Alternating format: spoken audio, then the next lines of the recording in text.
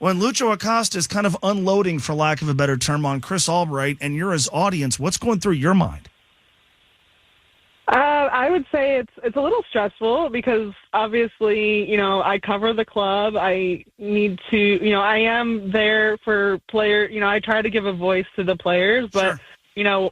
He had some pretty, not great things to say about Chris Albright. So, I had to go to the club, and in that sense, you almost feel like you're betraying the player because I'm basically taking what he's saying and giving it to the club, and they get to respond. So, but, that's the job of a journalist, is to try to be fair, and the club did deserve a chance to respond. I did try to reach Chris Albright specifically, and he did not respond. The club just wanted to go on and do a statement. So, it was just, it kind of feels like a he said, she said thing when you get into this type of stuff, but something we deal with in sports where players are going to be unhappy with their situation, and if they get frustrated enough, they want to air it out. And so that's kind of what happened here.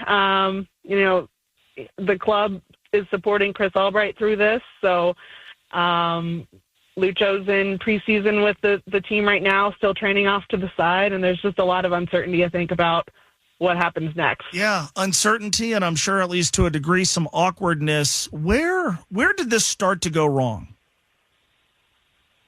Well, he takes it back to the end of the 2023 season. Now, that was the year that FC Cincinnati won the Supporters' Shield. He was the league MVP, and he just got a contract extension at the end of it.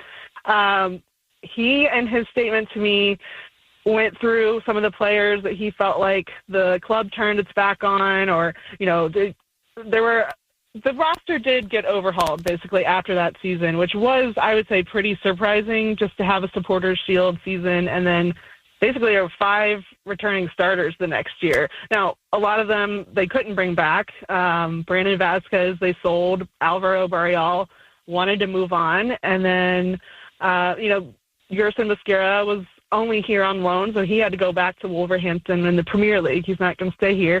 But there were a couple guys that had options declined that the club did try to negotiate to bring back, which he mentioned, like Junior Moreno and Santi Arias, 2 guys he was really comfortable with. He was good friends with them.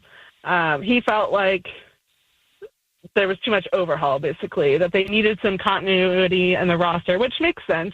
But at the same time, he's not a GM.